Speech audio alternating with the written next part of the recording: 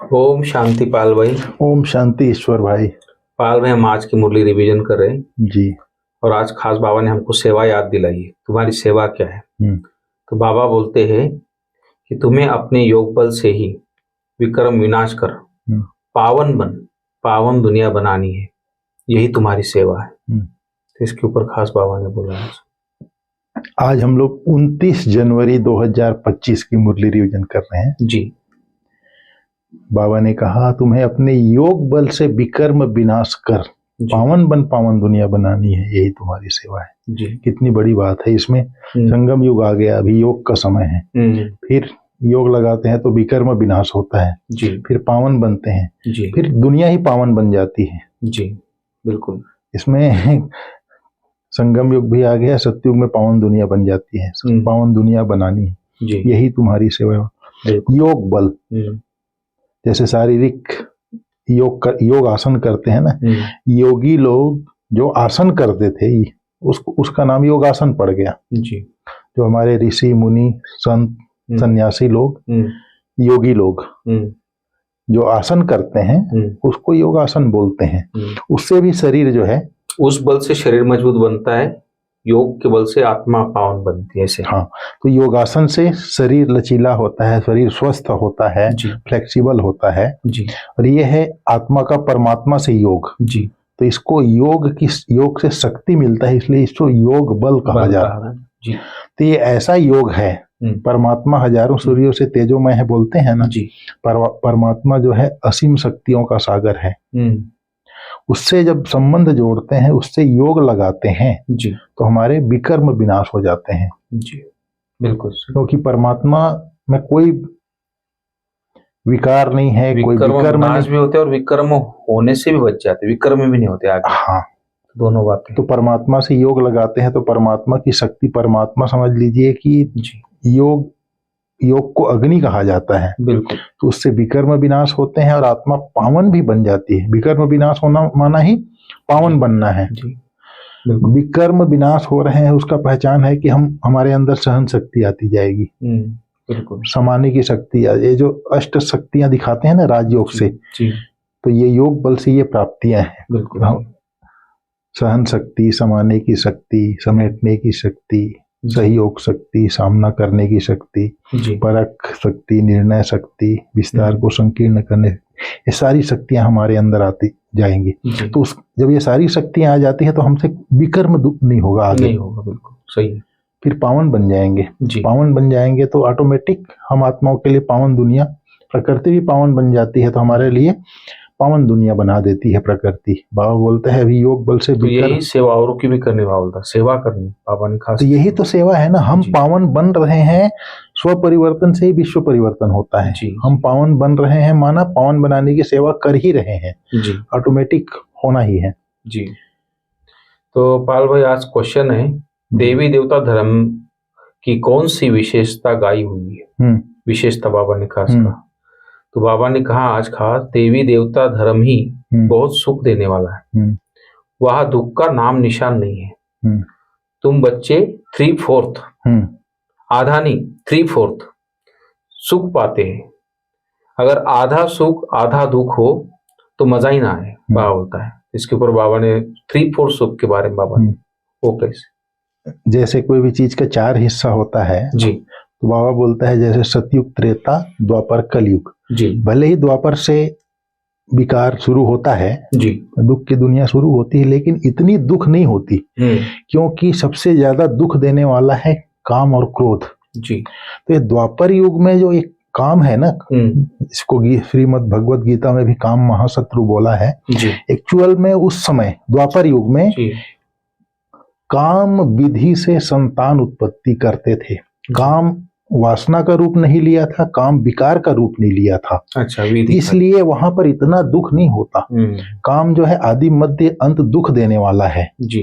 तो वहां पर सिर्फ काम विधि से संतान उत्पत्ति के लिए यूज करते थे। काम वासना और काम विकार का रूप नहीं लिया था। आज के कलयुग के अंत में तो सारा ही काम के कारण भ्रष्टाचार हो रहा है। सब कुछ दुख, अशांति, भ्रष्टाचार, घर घर में द्वेष, कलेश, सब काम के ऊपर ही हो रहा है। हाँ, अभी तो काम विकार हो गया है, काम वासना हो गया है जी। मतलब कहने लायक ही नहीं रहा। वो तो जी काम और क्रोध की दुनिया भरी पड़ी है। जी तो इसलिए द्वापर युग में भी सुख की दुनिया होती है। तो ये देवी देवता धर्म की बहुत बड़ी विशेषता है। इसलिए बाबा बोलता है, माना है 3 युग तो सुख में रहते हैं। हाँ जी ठीक है भाई साहब जी। तो और भी कुछ बाबा के डायरेक्शन आज की? फिर आज बाबा ने कहा है जी, दैवी गुण वाले मनुष्य और आसुरी गुण वाले मनुष्यों में कितना फर्क है। हाँ। मनुष्य ही शिवालय और वेश्यालय में रहने के लायक बनते हैं।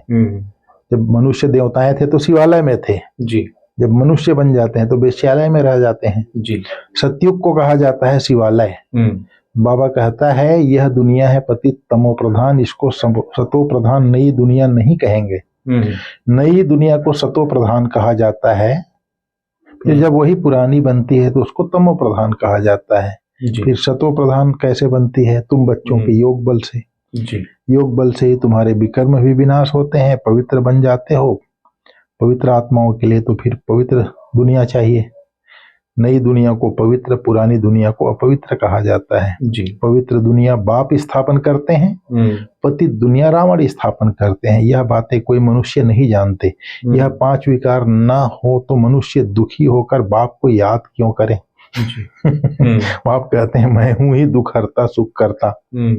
तो फिर बाबा ने कहा बाप ही नॉलेज फुल है, ऐसे नहीं कि वह जानी जाननहार है। अब तुम बच्चे समझते हो, बाप तो आकर नॉलेज देते हैं। नॉलेज पाठशाला में मिलती है। पाठशाला में एम ऑब्जेक्ट तो जरूर होनी चाहिए। अभी तुम पढ़ रहे हो, छी दुनिया में राज्य नहीं कर सकते, राज्य करेंगे गुलगुल दुनिया में। जी। बाबा ने कहा राजयोग कोई सतयुग में थोड़ी सिखाएंगे, संगम पर ही बाप आकर राजयोग सिखलाते हैं। जी। फिर बाबा ने कहा तुम रूहानी पंडे हो, सबको मुक्ति का रास्ता बताते हो। वह है आत्माओं का घर शांति धाम, यह है दुख धाम। जी। अब बाप कहते हैं इस दुख धाम को देखते हुए भी भूल जाओ, बस अभी तो हमको शांति धाम में जाना है। जी। यह आत्मा कहती है, आत्मा रियलाइज करती है, आत्मा को स्मृति आई है कि मैं आत्मा हूँ। बाप कहते हैं मैं जो हूँ जैसा हूँ और तो कोई समझ न सके, तुमको ही समझाया है। मैं बिंदी हूँ, तुम्हें यह घड़ी घड़ी बुद्धि में रहना चाहिए कि हमने 84 का चक्र कैसे लगाया है। इसमें बाप भी याद आएगा, घर भी याद आएगा, चक्र भी याद आएगा। फिर बाबा ने कहा बाप कहते हैं अभी तुम जैसे कि ईश्वरीय राज्य में हो। दैवी राज्य, आज बाबा बोलता है ईश्वरीय राज्य में हो, क्योंकि ईश्वर यहाँ आया है राज्य स्थापन करने। ईश्वर खुद तो राज्य करते नहीं, खुद राजाई लेते नहीं जी। निष्काम सेवा करते हैं। उच्च ते उच्च भगवान है, सब आत्माओं का बाप। बाबा कहने से एकदम खुशी का पारा चढ़ना चाहिए जी। अतीन्द्रिय सुख तुम्हारी अंतिम अवस्था का गाया हुआ है। तो बच्चों को सारा दिन यही बाबा से बातें करने की विधि आज बाबा ने बताई जी। तुम बच्चों को सारा दिन यही फीलिंग रहे, ओहो बाबा आपने हमें क्या से क्या बना दिया, आपसे कितना ना हमें सुख मिलता है। बाप की याद करते प्रेम के आंसू आ जाते हैं। कमाल है, आप आकर के हमको दुख से छुड़ाते हो, विषय सागर से क्षीर सागर में ले चलते हो। सारा दिन यही फीलिंग रहनी चाहिए, बाबा बोलता है जी। फिर बाबा ने कहा ज्ञान के साथ चलन भी अच्छी चाहिए, माया भी कोई कम नहीं है। जो पहले आएंगे वह जरूर इतनी ताकत वाले होंगे, योग करते करते ताकत वाले हो जाते हैं जी। तो इस तरह से बाबा ने आज बोला है। फिर बाबा ने कहा रहम दिल भी भगवान को ही कहेंगे, श्री कृष्ण को थोड़े ही कहेंगे। रहम दिल वह जो बेरहमी से छुड़ाए, बेरहम है रावण। बाबा ने फिर कहा पहले पहले है ज्ञान, ज्ञान भक्ति फिर वैराग्य जी। ज्ञान फिर वैराग्य, भक्ति ज्ञान फिर वैराग्य ऐसे नहीं कहेंगे, कहता है बाबा जी। ज्ञान का वैराग्य थोड़े ही कह सकते हैं, भक्ति का वैराग्य करना होता है। इसलिए ज्ञान भक्ति वैराग्य यह राइट अक्षर है जी। बाप तुमको बेहद का अर्थात पुरानी दुनिया का वैराग्य कराते हैं। सन्यासी तो सिर्फ घर बार से वैराग्य कराते हैं। यह भी ड्रामा में नूंद है, मनुष्यों की बुद्धि में बैठता ही नहीं है। भारत 100% साल्वेंट निर्विकारी हेल्दी था, कभी अकाले मृत्यु नहीं होती थी। इन सब बातों की धारणा बहुत थोड़ों को ही होती है। जी। धारणा बुद्धि में होती है। तो पाल भाई, बाबा ने पूरी मुरली, बाबा ने आदि मध्य अंत समझाते हुए फिर बच्चों को कहा लास्ट में कि बच्चे गंदी आदतें मिटा देनी है जो भी हमारे अंदर है। जैसे बाप बोलते कि बाप समान प्यार का सागर बनना है, कभी किसी को दुख नहीं देना है, कड़वे बोल नहीं बोलना है, और बाप से हमेशा मीठी मीठी बातें करना है। बाप से सदा फीलिंग रहे। बाबा बोलता है कि आओ बाबा, आपने हमें यहाँ से क्या बना दिया। सारा दिन बाबा बाबा चलता रहे, आप हमें कितना सुख देते हो, क्षीर सागर में ले जाते हो। तो ऐसी ऐसी बाबा से बातें करनी चाहिए। तो बच्चों के लिए बाबा ने खास लास्ट में धारणा के लिए विशेष यदि इशारा दिया, वो थोड़ा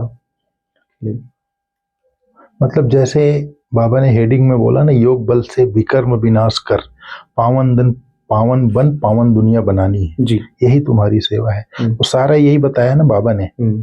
पावन दुनिया में जाने के लिए अपने को बाप समान प्यार का सागर बनना पड़ेगा जी, कभी किसी को दुख नहीं देना है, ये धारणा करनी पड़ेगी। कड़वे बोल नहीं बोलने, देवताएं हमेशा मीठा बोलते हैं, गंदी आदतें मिटा देनी है। तो योग बल से विकर्म विनाश में सारी बातें आ जाती हैं। वरदान क्या है आज वरदान में बाबा ने कहा, सर्व संबंध और सर्व गुणों की अनुभूति में संपन्न बनने वाले संपूर्ण मूर्त भाव जी। बाबा ने कहा, संगम युग पर विशेष सर्व प्राप्तियों में स्वयं को संपन्न बनाना है जी। इसलिए सर्व खजाने, सर्व संबंध, सर्व गुण और कर्तव्य को सामने रख चेक करो कि सर्व बातों में अनुभवी बने हैं जी। यदि किसी भी बात के अनुभव की कमी है तो उसमें स्वयं को संपन्न बनाओ। एक भी संबंध व गुण की कमी है तो संपूर्ण स्टेज व संपूर्ण मूर्त नहीं कहला सकते। संपूर्ण मूर्त नहीं कहला। इसलिए बाप के गुणों व अपने आदि स्वरूप के गुणों का अनुभव करो। बाप का गुण और अपने आदि स्वरूप अर्थात देवताई स्वरूप के गुणों का अनुभव करो, तब संपूर्ण मूर्त बनेंगे। ये चिंतन की बातें हैं। ये आज का वरदान जो है, योग में जब बैठते हैं तो देखना है, अपने आप को चेक करना है। फिर आज बाबा ने स्लोगन में बोला है, जोश में आना भी मन का रोना है, अब रोने की फाइल खत्म करो जी। जैसे क्रोध के वश आदमी हो रहा है जी, क्रोध जोश तो क्रोध का ही अंश है ना, तो जोश में आना ही मन का रोना है बाबा बोलता है। अब इस रोने की फाइल को खत्म किया जाए। जी, ठीक है भाई साहब। ओम शांति। Thank you.